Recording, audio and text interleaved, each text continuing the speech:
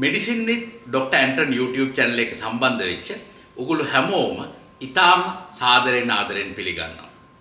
අද අපි කතා කරන්න යන්නේ අපගේ අස්ථි හා සන්ධි සවිවත්ම වැඩෙන්න ගන්න පුළුවන් අපේ රටේ ආහාර 20ක් පිළිබඳව. එහෙනම් රැඳී ඉන්න අපි සමග ඉතිරි විනාඩි කිහිපය අපි කතා කරලා බලමු මොනවාද මේ කෑම ಜಾති 20 කියලා අපිට අස්ථි වර්ධනයට ලබා ගන්න පුළුවන්. මම විකලාංග ශල්‍ය වෛද්‍ය ඇන්ටන් ප්‍රියන්ත වර්ණකුලසූරිය. ඔයගොල්ලෝ දන්නවද සාමාන්‍යයෙන් වැඩුණ මිනිසෙක්ගේ ශරීරයේ අස්ථි 206ක් තියෙන බව. මේ මගේ අතේ තියෙන්නේ මේ කලවේ තියෙන අස්ථිය. මේකට අපි කියනවා කලවාස්ථිය, එහෙම නැත්නම් ෆීම් එක කියලා. මොනවද මේ අපේ ශරීරයේ තියෙන අස්ථි වලින් තියෙන ප්‍රයෝජන? පළවෙනි දේ තමයි අපේ ශරීරයේ සැකිල්ල හැදිලා තියෙන්නේ අස්ථි වලින්. ඊළඟට අපිට ඇවිදින්න කරන්න, අත් වලින් වැඩ කරන්න අවශ්‍ය සහාය ලබා දෙන්නේ මේ අස්ථි වලින්. ඒ වගේම තමයි අපේ හෘදය වස්තුව, මොළය වගේ අවයව වලට ආරක්ෂාව දෙන්නේ මේ අස්ථි වලින්. තවත් අස්ථි වල කාර්යයක් තමයි කැල්සියම්, ෆොස්ෆරස් වගේ ඛනිජ ලවණ තැම්පත් කරලා තියාගෙන ඉන්නේ. ඒ වගේම අපේ ඇඟට අවශ්‍ය සුදු රුධිරාණු, රතු රුධිරාණු නිෂ්පාදනය කරන එකත් ඇට මිදිර වල සිදුවන කාර්යයක්. තවත් දෙයක් තමයි මේ අස්ථි තුල තෙල් තැම්පත් වෙලා තියෙනවා. අපිට අවශ්‍ය වෙලාවට ශරීරයේ අවශ්‍යතාවයක් වුණොත් ඒ තෙල් නැවත ශක්තිය බවට පත් කරගන්න පුළුවන් වෙන විදිහ. මේ වගේ අස්ථි වලට සම්බන්ධ කාර්යයන් ගොඩාක් තියෙනවා. අස්ථි වල ප්‍රධාන කොටස් දෙකක් තියෙනවා, ජීවි කොටස සහ අජීවි කොටස කියලා. අජීවි කොටස හැදිලා තියෙන්නේ කැල්සියම්, ෆොස්ෆරස් ප්‍රධාන වශයෙන්, ඊට අමතරව මැග්නීසියම්, සිංක්, ෆ්ලෝරයිඩ් මේ වාගේ ඛනිජ ද්‍රව්‍ය එකතු වෙලා හැදිච්ච අස්ථියේ සැකිල්ලක් තියෙනවා. මේ සැකිල්ල ඇතුළත තියෙනවා ප්‍රෝටීන වලින් හැදිච්ච තවත් මෘදු සැකිල්ලක්. අපි ඒක ඒ ප්‍රෝටීන වලට කියනවා කොලජන් ප්‍රෝටීන කියලා. කොලජන් වලින් තමයි මේ අස්ථිය ඇතුලේ තියෙන සැකිල්ල හැදිලා තියෙන්නේ. ඊට අමතරව මේ අස්ථිය ඇතුලේ ජීවත් වෙන සෛල තියෙනවා, රුධිර නාල තියෙනවා, මේ අස්ථිය වට ආවරණයක් තියෙනවා. මේ විදිහට තමයි සාමාන්‍ය මිනිස්සෙගේ අස්ථියක් හැදිලා තියෙන්නේ. එතකොට මේ අස්ථියක යහපත් පැවැත්ම, ඒ වගේම අස්ථියක වර්ධනය, අපි හිතමු බැරි වෙලාවත් අස්ථියක් බිඳලා ගියොත් ඒ අස්ථිය හා වෙන්න අවශ්‍ය කරන ප්‍රධාන ඛනිජ ලවණ, විටමින් වර්ග, ප්‍රෝටීන වර්ග තියෙනවා. කැල්සියම්, ෆොස්ෆරස්, මැග්නීසියම්, සිංක්, ෆ්ලෝරයිඩ් වගේ ඛනිජ ලවණ. ඒ වගේම මේ අස්ථි හැදෙන්න විටමින් වර්ග කීපයක් වැදගත් වෙනවා. එකක් තමයි විටමින් D, තව එකක් විටමින් C, තව එකක් තමයි විටමින් K. මේ දේවල් හරියට උදව් වෙනවා අස්ථි වර්ධනයට. ඒ වගේම තමයි අපේ මේ අස්ථි වල වර්ධනයට ප්‍රෝටීන අවශ්‍යයි. අස්ථියක වර්ධනයට පැවැත්මට අවශ්‍ය කරන ඛනිජ ලවණ, විටමින් සහ ප්‍රෝටීන් ලබා ගන්න පුළුවන් ආහාර බොහොමයක් ඔබ අපි කවුරුත් මේ ලංකාවේ අය එදිනෙදා ගන්න ආහාර වේලේ අඩංගු වෙන බව ඔබ දන්නවද? අද අපි කතා කරන්න යන්නේ මේ ප්‍රධාන ආහාර 20ක් ගැන. ඕගොල්ලන්ට මේ අස්ථි සන්ධි සවිමත්ව වැඩෙන්න ලබා ගන්න පුළුවන්. අනිවාර්යයෙන්ම මේ ආහාර ලංකාවේ ඉතාම බහුලව එදිනෙදා ගෙදර දොරේ අපි පාවිච්චි කරන ආහාර. නමුත් මේ ආහාර ගැන බලපුවම ඕගොල්ලන්ට මේකේ තියෙන වටිනාකමත් තේරෙන්න පටන් ගන්නවා. ඒ නිසා තමයි අපි මේ වගේ අධ්‍යාපනික වීඩියෝ එකකින් දැනුම බෙදා ගන්න හදන්නේ. මොන ආහාර 20ද ප්‍රධාන වශයෙන් අස්ථි වැවෙන්න වැදගත් වෙන්නේ කියලා. අපි මුලින්ම කතා කරන්න යන්නේ ගොටුකොළ ගැන. ගොටුකොළ කියන්නේ කැල්සියම්, මැග්නීසියම්, ඒ වගේම විටමින් K බහුලව අඩංගු වෙන ආහාරයක්. ගොටුකොළ ගැන මම මේ අපේ ගෘහණියන්ට විශේෂයෙන් කියලා දෙන්න ඕනේ නෑනේ. ඕගොල්ලෝ දන්නවා ගොටුකොළ සම්බෝල හදලා කනවා. අපි ගොටුකොළ වලින් කොළ කැඳ හදලා බොනවා. මේ වගේ විවිධාකාර විදිහට ගොටුකොළ යොදාගෙන අපි ආහාර වර්ග හදා ගන්නවා. ඉතින් අංක 20 පළවෙනි තැන හිමි වෙන්නේ ගොටුකොළ වලට.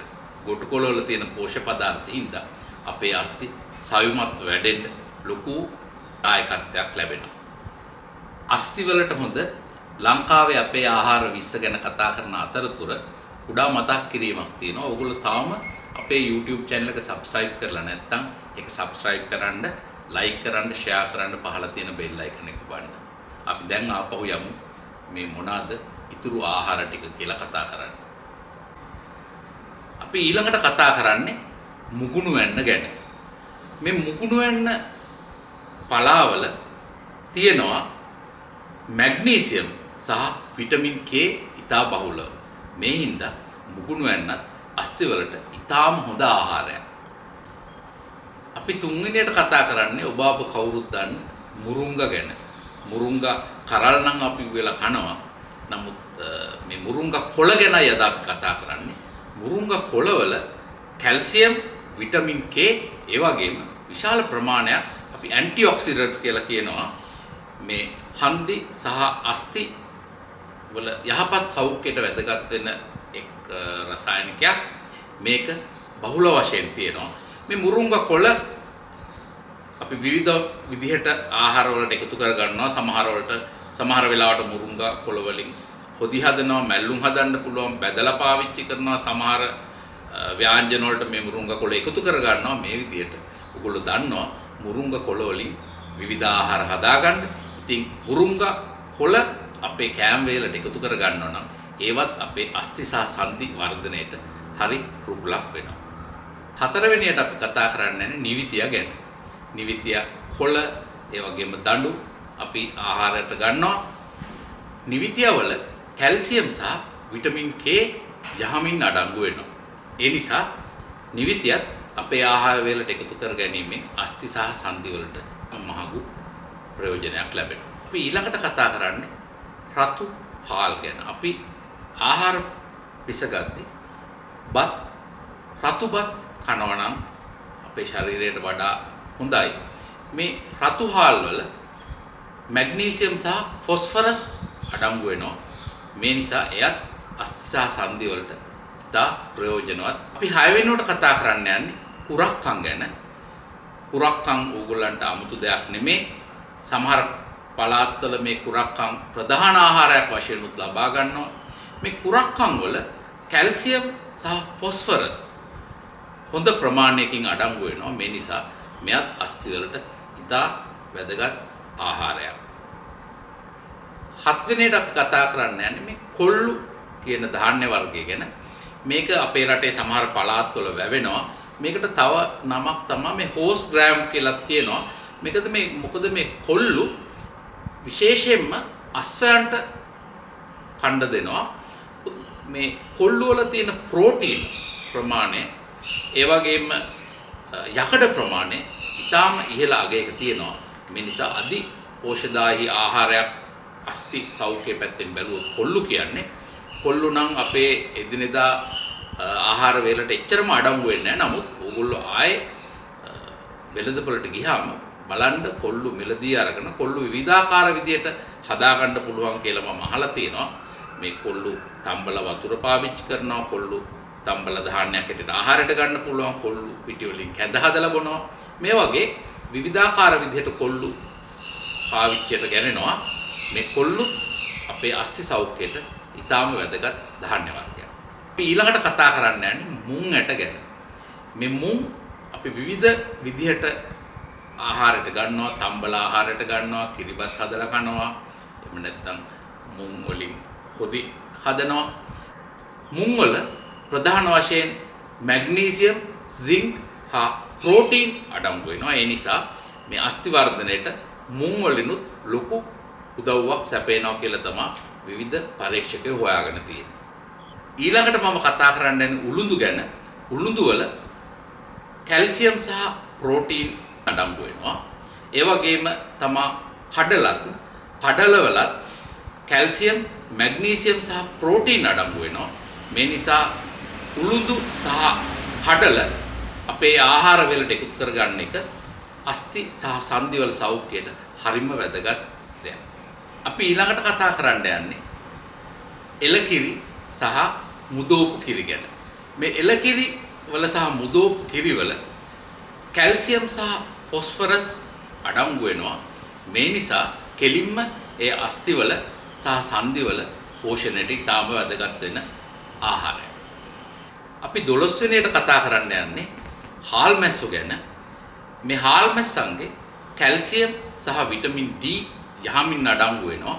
ඇත්තටම හාල් මැස්සෝ ආහාරයට ගද්දී අමු හෝ වියලි හාල් මැස්සෝ අපිට මේ ඇතුලේ තියෙන කට්ට පිටින් තමයි ආහාරයට ගන්න ඕන. එතකොට තමයි අපිට අවශ්‍ය කැල්සියම් ප්‍රමාණයත් ඒ වගේම විටමින් D ලබා ගන්න පුළුවන්.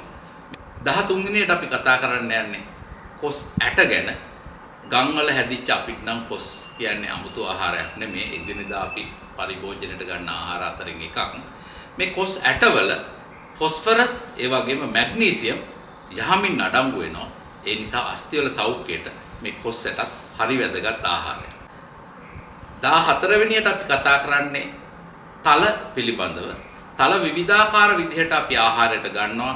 සමහර බනිස් වර්ග වලට මේක එකතු කර ගන්නවා. තල කැරලි, තල ගුලි වගේ පැන්ඩ්‍රස් කෑම හදාගන්න පාවිච්චි කරනවා.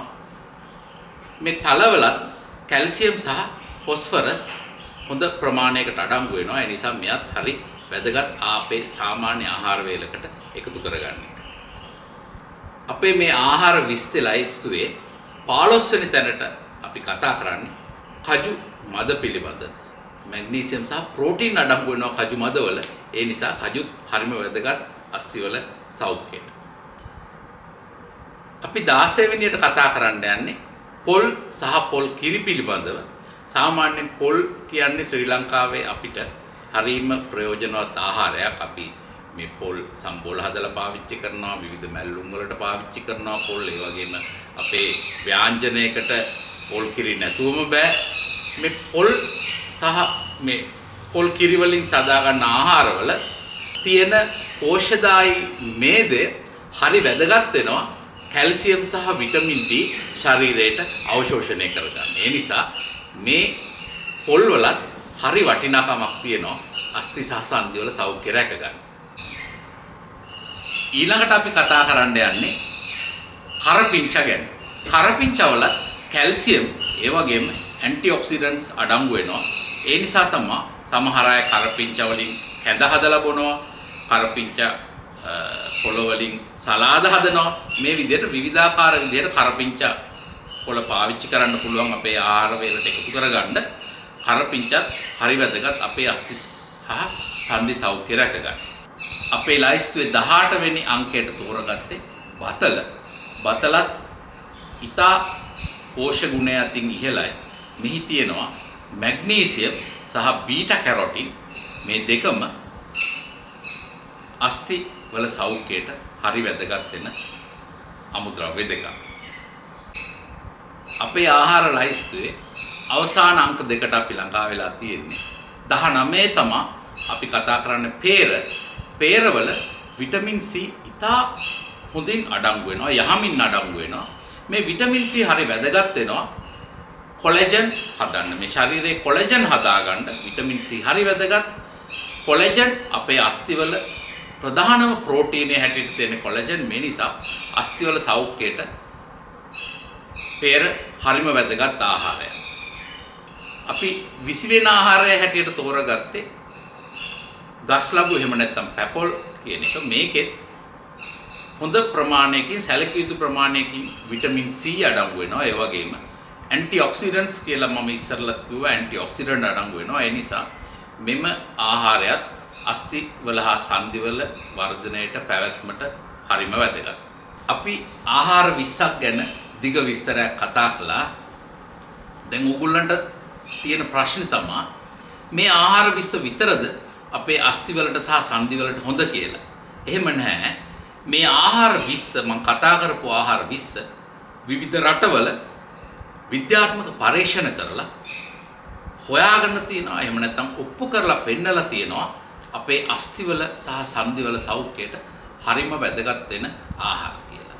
මේ ආහාර තියෙන විශේෂත්වය තමයි ලංකාවේ තියෙන ආහාර වලින් මොන ආහාර 20ද අස්ථි සහ සන්ධි වලට වඩාත්ම හොඳ කියන එක ගැන තමයි අපි කතා කරුවේ. තවත් මේ වගේ විවිධ ආහාර වර්ග තියෙනවා අපි කන බොන දේවල් වල. මේවත් අපේ අස්ථි සහ සන්ධි වලට හොඳ ගුණදායී දේවල් වෙන්න පුළුවන්. නමුත් අපි ඉදිරියට මේවා ගැන අලුත් පරීක්ෂණ ආවොත් අපි එදිනෙදා ආහාරයට ගන්න දේවල් ගැන අලුත් පරීක්ෂණ වාර්තා ආවොත් අපි ඕගොල්ලන්ට ඒවා ගැනත් අරගෙන එන්න බලාපොරොත්තු වෙනවා. අපේ අස්ථි සහ සන්ධි ශක්තිමත් කරන්න වර්ධනය වෙන්න, කැඩුනොත් බිඳුනොත් හැදෙන්න වැදගත් වෙන ආහාර 20 ගැන අහගන්න අපිත් එක්ක රැඳිලා හිටපු ඕගොල්ලෝ හැමෝටම medicine with doctor Anton YouTube channel එක වෙනුවෙන් අපි ඉතාම ස්තුතිවන්ත වෙනවා.